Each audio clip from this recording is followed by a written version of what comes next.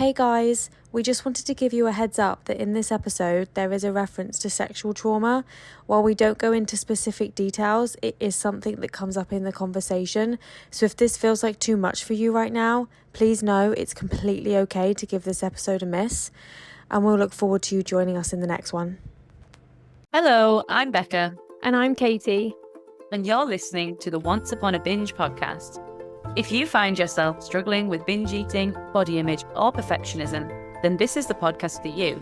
Join us, two former binge eaters and recovering perfectionists, as we share our experiences of overcoming binge eating, learning to accept our bodies as they are, and letting go of the fairy tale myth of perfection. Now let's get into today's episode. Are you a morning person, Becca? You won't look like a morning person. I got up out of bed about half an hour ago. Oh my God, that's embarrassing. And I may go back for a nap after recording. What about you? Are you a morning person, Kate? I am. I come to life in the morning because I'm in bed by like 9 o'clock. What time do you actually usually wake up in the morning? Probably about 5:30. Wow. But you do night Naturally. shifts. So you're Yeah. like, you're way off. But it's probably, naturally 5:30, 6. I've just never, ever been able to understand that in people. So we're recording right now and it's 7:30. Exactly. This is usually about the time I'm finishing work. So I'm like on complete reverse body clock as to what I'm used to. I don't know how you function, really. If I did night shifts, I think that would throw me completely. I do feel like working night shifts, you do have to learn to be flexible with your sleep. So you might get like 4 hours and then get another 4 hours later, or that you learn to get your sleep in chunks rather than having it in one long restful sleep. Or I'll run on like lower sleep for a couple of days whilst I'm working night shifts, and then when I have a day off, I'll just get a really long sleep to catch up. Yeah, it's just, you have to have flexibility. Don't get me wrong, I love a nap, but I could be useless. Wow. But anyway, we're here recording, we're good to go. And I have some news to share with you, Katy, before we start. oh, what is it? Shall I show you or shall I tell you? Oh my God, I don't know. Both. Okay. Well, the news is, I always feel like weird telling this news, but both got engaged within a few months of each other. Oh my God, I'm so excited. Did you see that coming at all? No, it was a very spur of the moment, like, decision between the two of us. So it was very non-traditional. It was just, yeah, it just happened. It's made my day.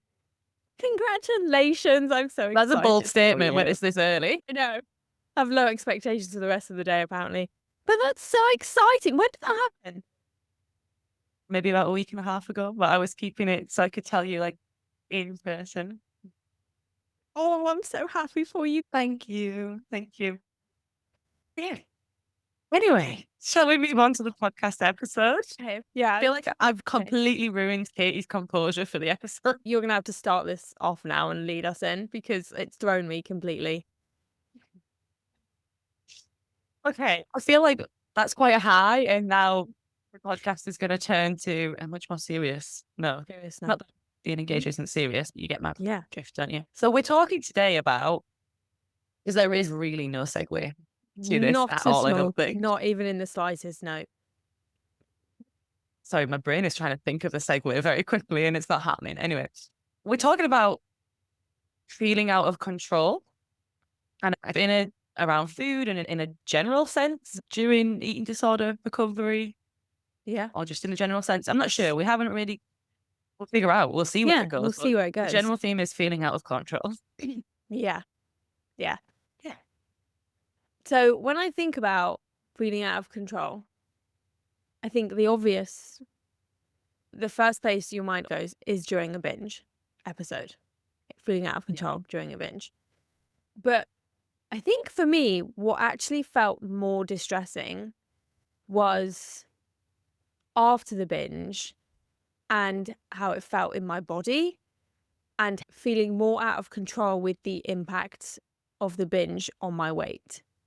That seemed to feel more distressing for me. And I would feel like my body was getting bigger every time I binged. That feeling of being out of control in terms of my body size, that to me felt more destabilizing, I think, than the binge itself. So it was less about how you felt you could control yourself around food. Because often people talk about that, don't they? They feel out of control around food, but it was more the aftermath of the consequences of what that would mean for you. Yeah. When you say that you felt it was about how you felt in your body, was that about like, actually physically how it felt for you? Or was it more what you were seeing or you were thinking you were seeing in your body?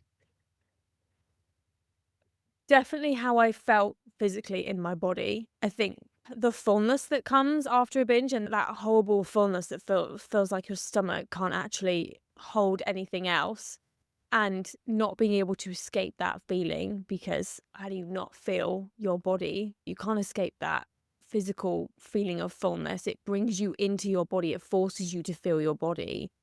And so I would find myself somewhat obsessively body checking constantly, whether that was through touch, through feeling how my body felt, how my stomach felt, how everything felt, or through my reflection, to try and figure out, like, where's my body getting bigger? Where is it changing? Well, I say, how do I grasp it? I felt like I couldn't.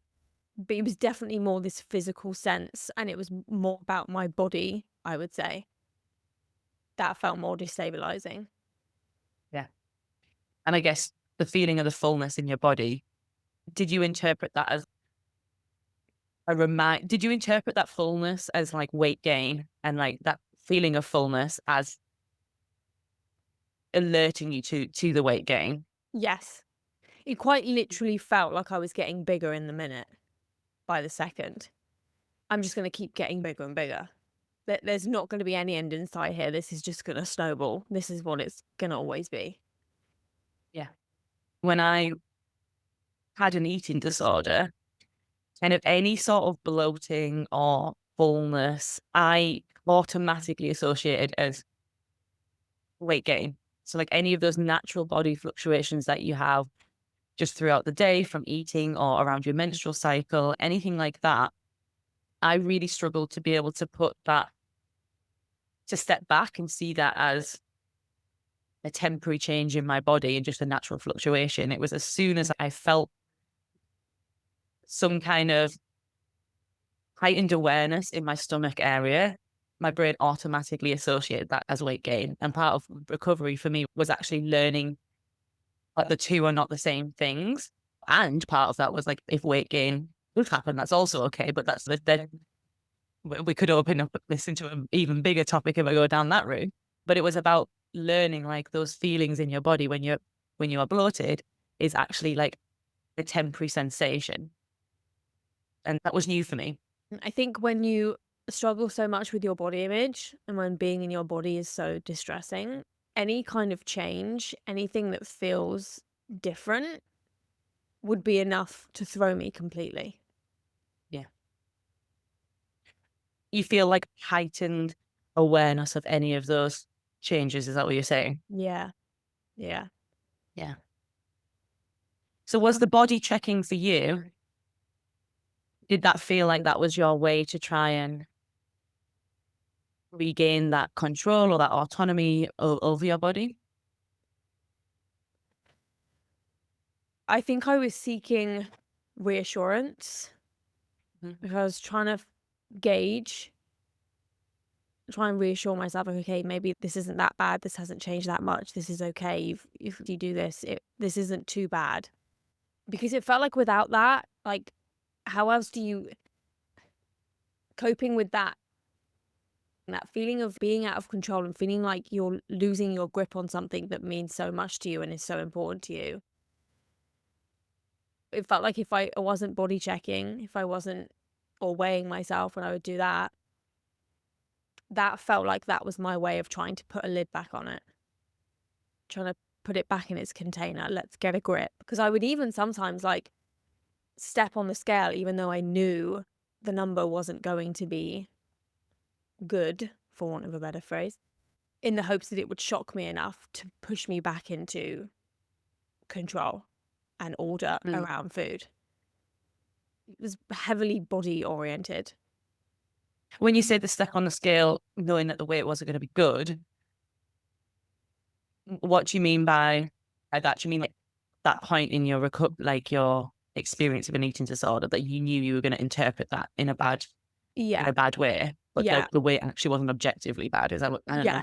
Yeah, trying to create that shock to my system when I was in deep in disordered eating, which is why when I started recovery, the scale had to go. Couldn't go near it. I knew I had such a terrible relationship with the scale that it was just not going to be helpful for me. I had to get rid of the scale too. I say I had to. It was a choice I made to get rid of the scale, and it was a very supportive choice. And still to this day, I don't actually own a scale. When you were describing that, for me, the way I saw that through my lens of an eating disorder and a recovery, and it might not be how it actually felt for you, that seemed like there was this want to escape out the body, because it seems like being in your body and feeling actually the sensations like viscerally almost felt overwhelming, that you needed to move from the internal to the external. Because obviously when you're body checking, you're looking at yourself from an external perspective rather than living from an internal perspective. Yeah. Aren't you? And I can relate to doing that as well, with a lot of body checking, in checking myself in every window I walk past or mirror, or every time I go to the toilet, like stepping on the scale, or every time I just even go to the bathroom, stepping on the scale, even though it might have only been an hour between the two times I've been in the bathroom, so nothing will have changed. But it felt like there was this like need to be able to always be perceiving myself externally, because there was such little trust in my internal experience, and also very little safety in how I felt internally. Yeah. So that's how it felt for me. And I don't know if it did feel the same for you, or if it did feel different. That's also okay. I would say it felt the same as the way that you described. Didn't realize it at the time. Like, it's hindsight that's been able to offer that understanding.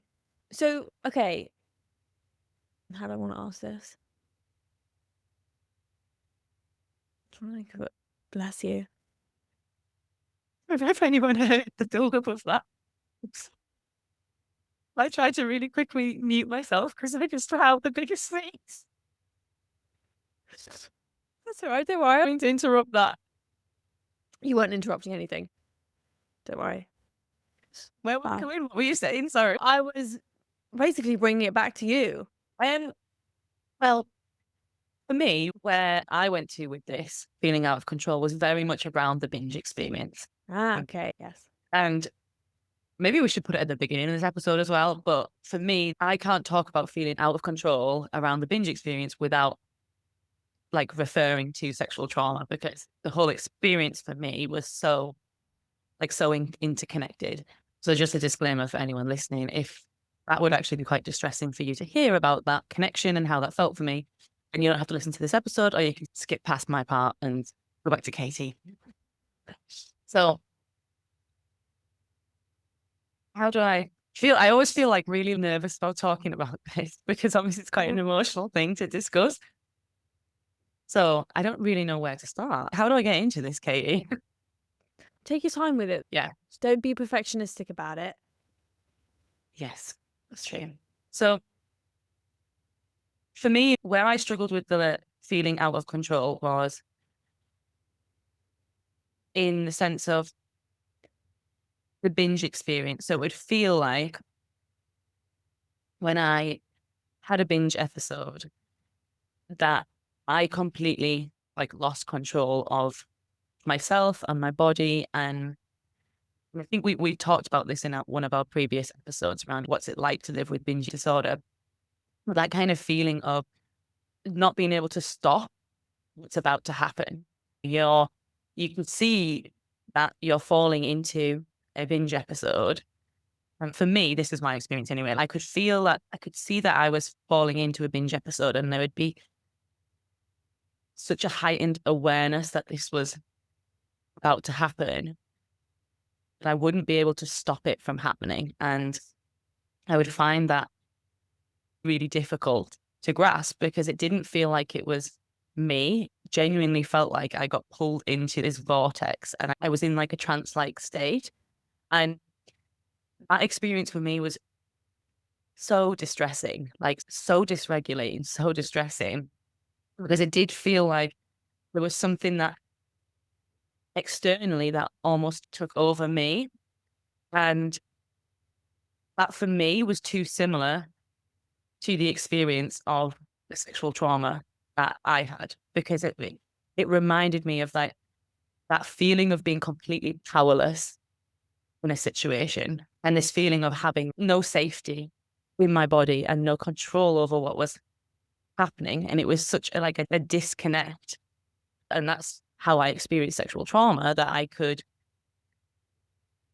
see this situation happening and had no control over it. And I would become, became, how do I want to say this? Like it was a dissociation, because I could feel myself becoming absolutely flooded with whatever emotions were going on for me. And that an intensity of the emotions and the fear as well that came from feeling all of that would completely consume me, that I would dissociate, like from myself, from my body, from that present moment, and to completely check out of that binge eating experience. And then once that binge eating experience had passed, obviously that checking out would wear away, and there would be this real like alertness of what I've just experienced, whilst also this kind of like hazy, foggy memory of not really remembering the binge or not really knowing what was going on, or this complete kind of sense of feeling like lost when I tried to actually go back to the binge experience and try and remember it.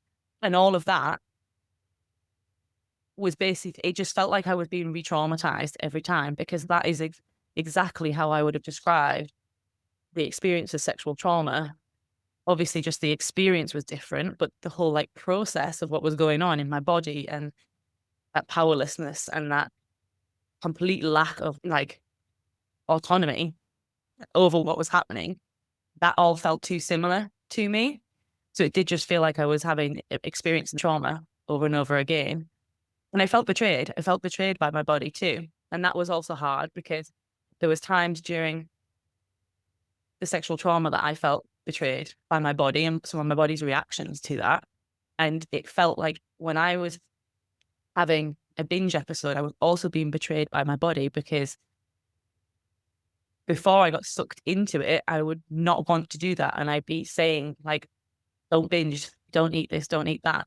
And somehow I would come out the other side of the binge, and I would have done. So it'd feel like I was being completely betrayed by my body, because I couldn't control it. So that's where feeling out of control was like really the hardest for me. Is the connection that you made between how you feel out of control in a binge and how that correlates to your sexual trauma, was this something that you've connected in hindsight? Or were you aware of it at the time? No, it's something I connected in hindsight, because I don't think I had the awareness of, I just don't really think I had that awareness at that time about like what was going on in my body from like a nervous system perspective. Like I didn't have that awareness of trauma, basically. I didn't have that understanding of it. And it was like, as I went through recovery, I started to realize how similar the two experiences were for me and why that was so distressing for me as well. And it was through starting to learn that, and then learn how to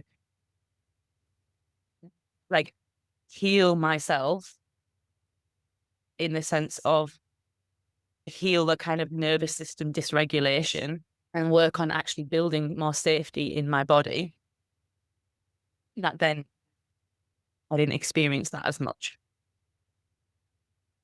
Your binging must have been absolutely exhausting. Oh my for God, it you. was. Yeah. It was truly exhausting. Yeah. And it was so scary. At the time, again, I learned this as I was going through recovery, but I was so petrified at the time of not being conscious and aware because I was so scared that made me really vulnerable. That's how it felt for me. If I'm not aware of what's going on, or I don't have a sense of control or autonomy over what I'm doing in my body, then I'm really susceptible to be taken advantage of, or I'm really vulnerable for someone to hurt me. And binging put me in a situation where I did feel like I could be taken advantage of. I was usually binging like on my own at home, but sometimes I did have binges where I'd be walking around like in a trance-like state. And that really scared me. And I also see this actually when I like reflect on it, looking back. There was a period of time when I also struggled with insomnia. And at the time, I didn't really understand why I couldn't sleep because I was absolutely knackered. I was exhausted.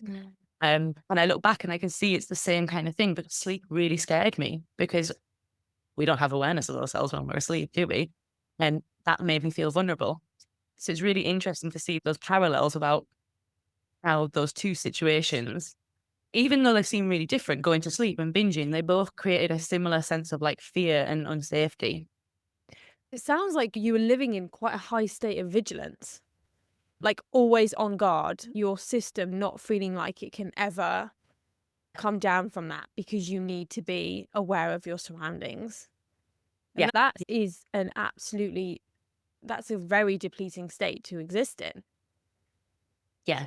And this is where I see like the restriction comes in, and I can see like this whole push between the restriction and the binging, because the restriction played that role of like really trying to regain that autonomy over my body and having all of these rules to follow. The restriction was the hypervigilance. And then the binging was the opposite. It was that we can't keep doing this. This is exhausting. We're going to have to check out. We're going to have to like give myself a break from this. And they were pushing and pulling against each other. At the time, I hated the binging and it was terrifying.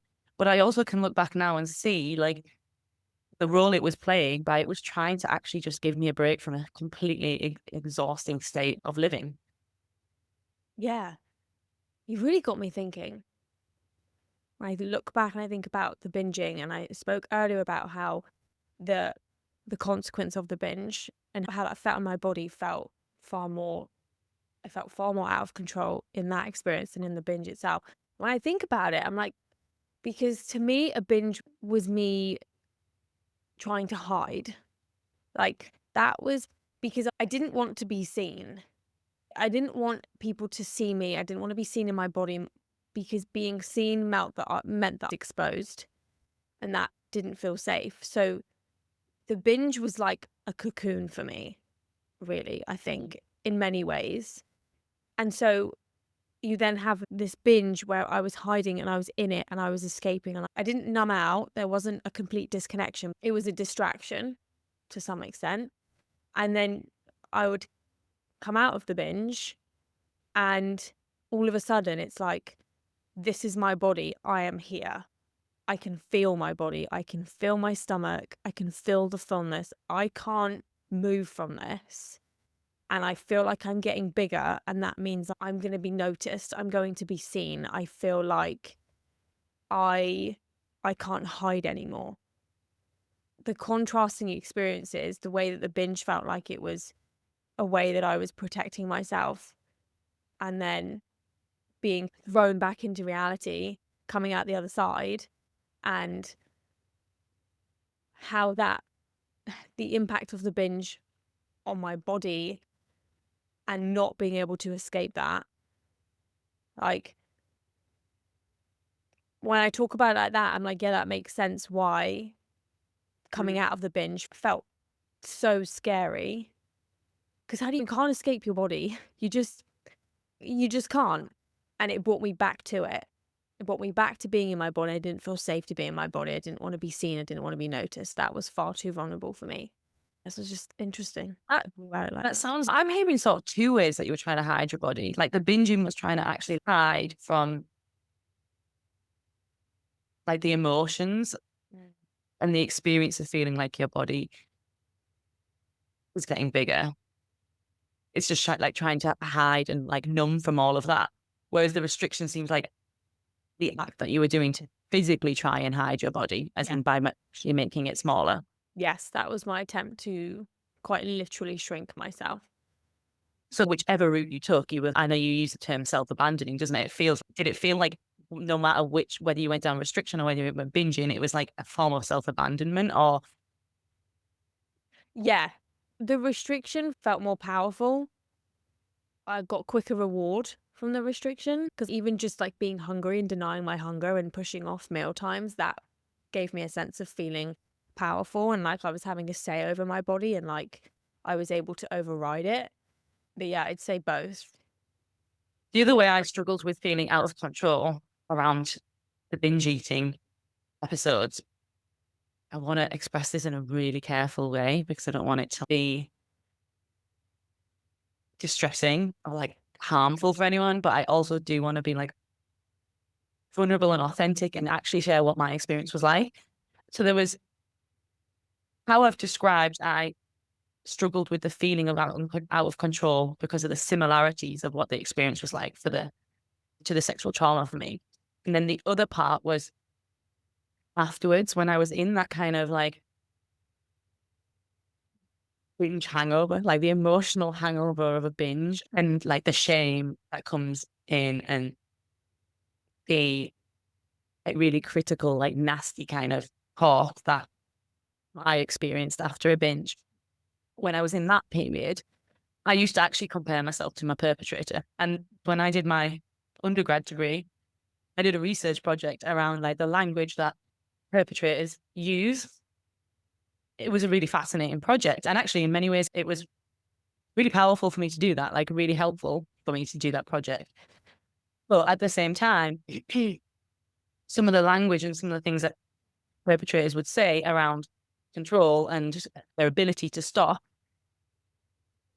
were similar to how I would feel in myself of not being able to stop or not being able to control myself around food. And I used to draw parallels between myself and my perpetrator because of that. And that was a really disturbing thought to have and a very shameful thought to have. Yeah. And that was difficult.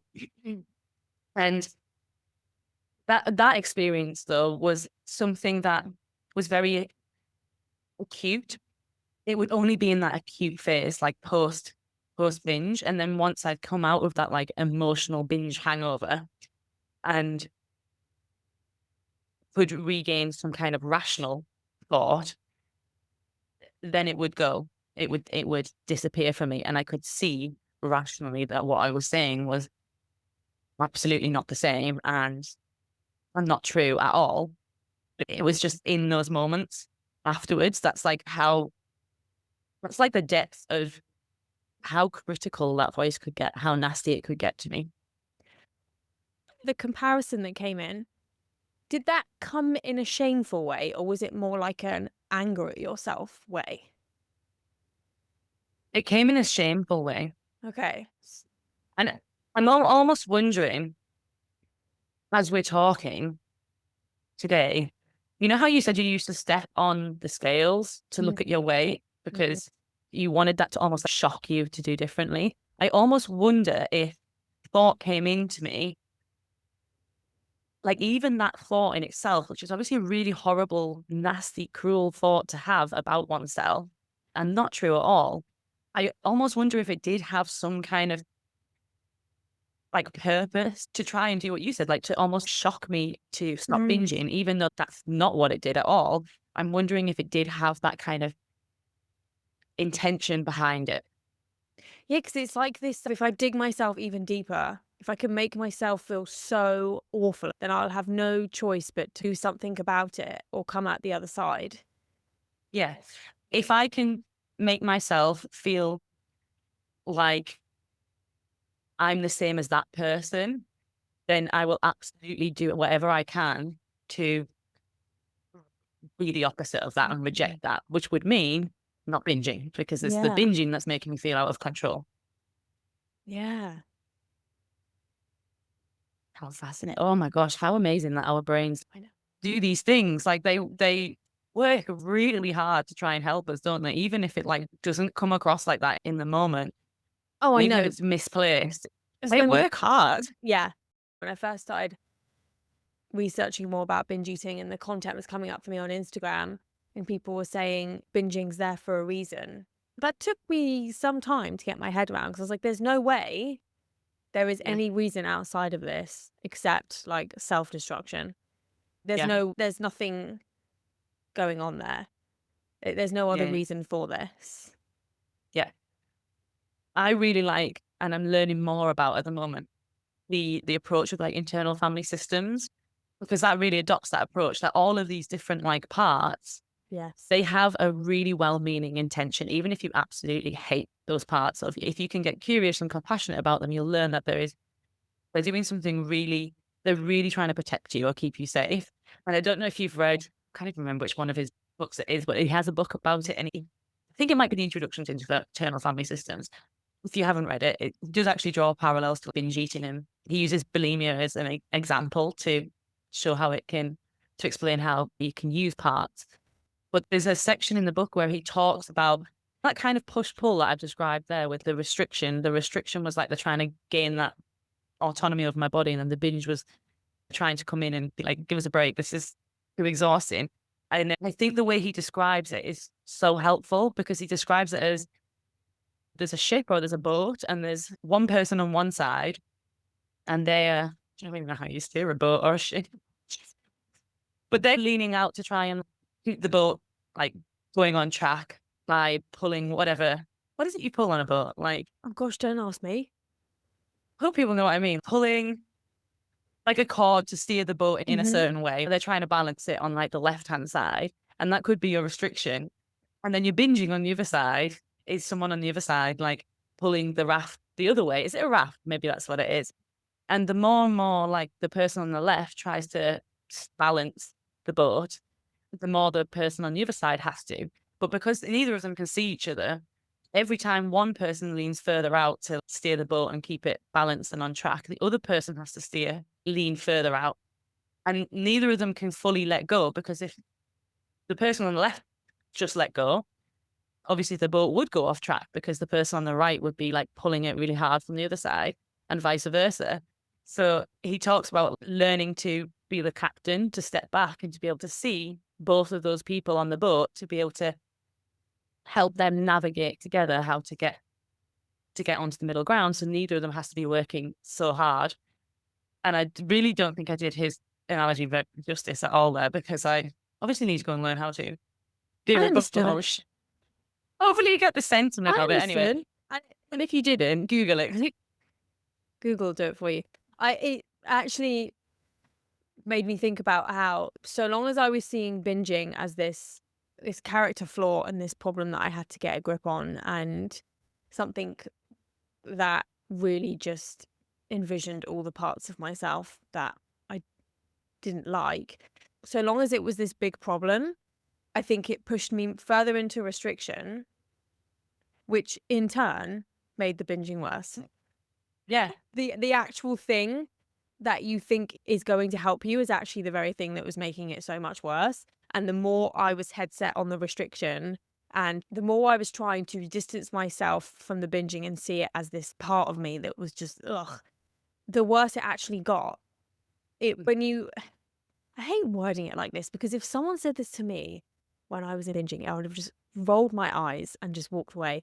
What, like being connected to nature?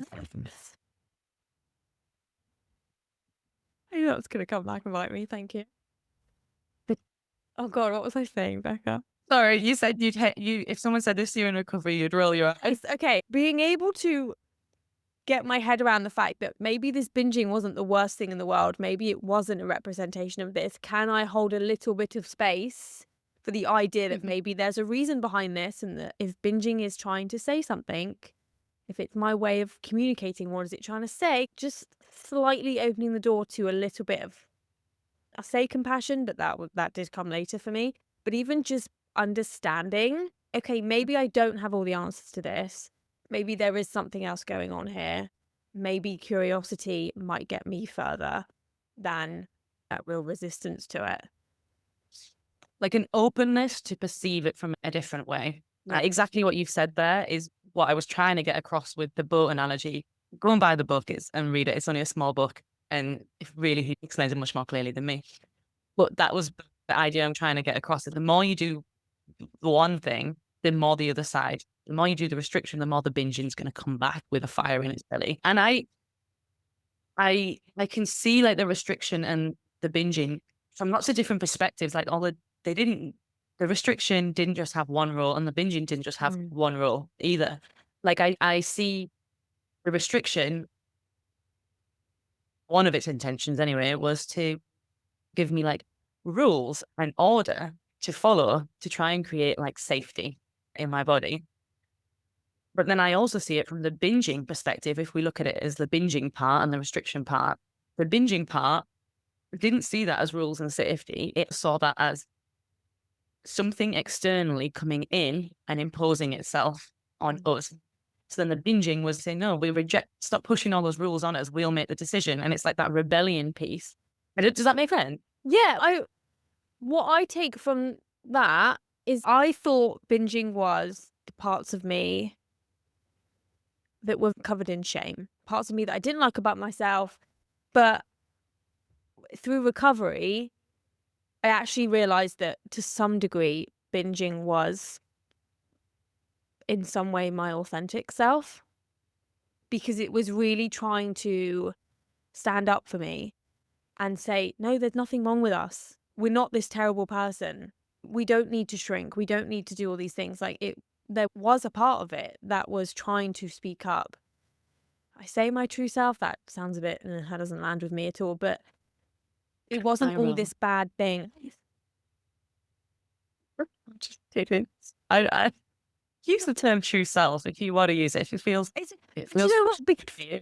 Because there's a part of me that's like that it feels a bit airy-fairy. That kind of thing never lands for me. But I don't know how else to... Do you get what I'm trying to say? Like, it wasn't all this bad thing. It was, in a way, speaking up for me and trying to say, hang on a minute, you're actually not this terrible person. That's actually not what this is. Yeah, no, I absolutely get that. I think it sounds, I don't know what the word is, like wanky or anything. I get where you're coming from, because sometimes people can use true self. Is it because you've got this image of like a wellness Instagram being like true self? Let's come back to your true. Oh my God, no. And I think true self for me feels like it's not far off this idea of being like your perfect self. Because I thought my true self was the person who was controlled around food and thin and this perfect human being. So that's where that comes from. But we won't go there. Yeah. I'd argue that all of these parts, like all of the parts are us, aren't they? They're all us. So it's not, for me anyway, it doesn't feel like the binging part is more me or the restriction part is more me or anything like that. It's just like, it's all me. All these different facets together to be me. I just love parts work, man. I found it so helpful still to this day, because it really just allows me to hold space for all. I say all parts of me. I feel like I've said parts a lot in the past 30 seconds. How do you, I do just want to ask this question, because I know we're getting close to time, but I do just want to ask it. How do you, because I think we maybe touched on it on one of the earlier episodes. How did you feel, if you had this experience anyway, you might know, when you had an eating disorder and people would say to you, it's about control. Like,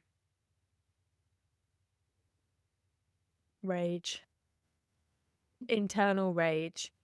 I could throttle someone. Yeah. Because I was like, why was that difficult for you? Because I've been really battling with this thought for years, to be honest. I really could not stand it when someone said, oh, it's just about control. there was genuine rage inside me when people would say that. And I feel like I'm getting closer to understanding why. But for so many years, I've struggled with like, why did that annoy me so much? I think for me, it was like, but I am controlled. I'm restricting my food. Firstly, I do display control. I am disciplined a lot of the time. I was saying no to food when I didn't want to say no to food. I was going to the gym when I didn't want to go to the gym. I was doing everything that I thought I should be doing. And then in comes someone with an oversimplified comment, the oversimplification of it. Yeah. I'm like, oh, you Yes. just need to have some control. What does that even mean? Okay, so this is interesting actually, because I think it also does follow on from the past work, because I think there was a part of me that felt like it was blaming me, not being able to do something that I think a part of me was like, I am doing that.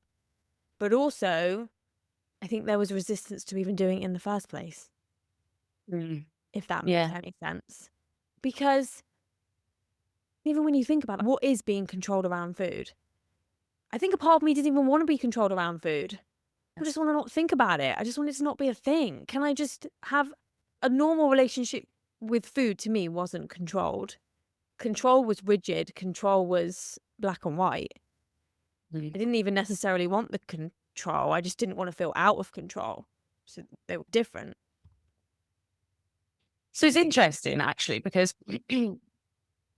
it seems like the way you interpreted people saying control was around you should be controlled around food, as in like in a diet sense and have willpower and discipline and all that stuff. When people said it to me, I interpreted it differently. Like I did actually get the point that what they were trying to refer to is what we've talked about today, as in you didn't have control in this situation or that situation, because there was a couple of things during my adolescence I didn't have much control over that were very life-changing. And I got the message they were saying you didn't have control over those situations, so what you're doing now is trying to have control. Okay. And I did get that point. I really still did not like it because of a lot of what you said, even though the way we interpret it different, it's still, my experience was like, that is an oversimplification. Like what I'm actually experiencing is like deep, complex pain and trauma. So please do not just put it down to control, because that makes it sound so simple. Yeah. And it did feel, I can't quite put into words why, but it did feel like it had a blaming sense to it as well. And that's the bit I haven't fully made sense of yet, I don't think, but it did feel blaming. And the other thing is, I think at that point, control had such a negative connotation for me because of the sexual trauma experience. And I think control and power can become so connected. It just felt like it was almost saying I wanted to have like power over something, or like this feeling like domination. I guess going back to what I said where I drew parallels to my perpetrator, it had some kind of there was something about it. That term felt, it didn't feel right. Like the intention and probably the idea that they had was correct. But there was something about just saying to me, it's about control, you want control, that just felt really icky. And I'm really hoping maybe if there's anyone listening who actually has a better understanding of this or can put it into words, please do share. But control didn't feel like the right word. It felt more, no, it's about safety. No, it's about self-agency. It's about autonomy. It's not about control, because control was too close to that experience. And domination and power, that's what control was to me. And that's not what this was about. Yeah, it's that word for you, isn't it? It doesn't resonate with you at all. No, it doesn't. And it felt very... Did it feel like it was putting you in the same bracket? It did. It felt like it was putting me in the same bracket. And it also felt like it was very, this kind of like the typical horrible cliche neurotic woman who's like really anxious about her body. It felt like something like that as well. I don't know what it was, just the word control. And some people might say, what does it matter? Like when people say it's about control, that's not what they're saying. What they're saying is actually something different. They might be referring to exactly what you're referring to, but the language is different.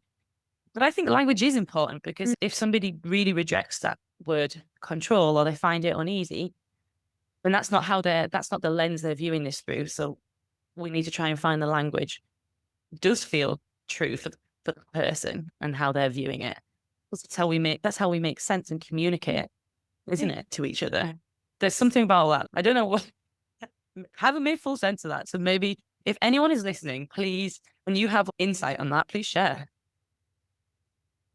So interesting. Fascinating. Yeah. Anyway, anything you want to add to the episode, Katie? I'm just looking at my notes, and I think that's everything that we've touched on. Yeah. Yeah. I think we're Yeah. good. I think this was a very productive morning. I don't usually do this much before 8:30, I'll tell I you. know. I feel like I've done the day. I'm ready for I bed do. now. Actually, I did think. So I woke up this morning and I thought, you know what, I'm not going to do my makeup or anything because I'm working a night shift tonight. So I was like, I might just get back into bed this morning. But I feel really energized after this conversation. So I don't know if I will now. I do that all the time. If I have to get up really early, I'm like, it's okay, Katie, you can have a nap. You can factor in a nap in your lunch break.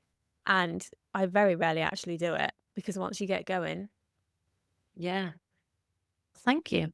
Maybe we can Thank you. record early on a morning if this. No, actually, that's not going to happen usually. I stopped I'm gonna let you myself sit before I with got that opening. thought before you commit to something. You're still gonna regret that so fast. You But- can see me regret it halfway through saying it. Like, don't finish the sentence. Don't commit. Don't do it. Yes, thank you for your time, as always, Becca. And thank you, listeners. We will catch you in the next one. Yeah, thanks for listening, guys. Thanks, guys. Bye. Bye.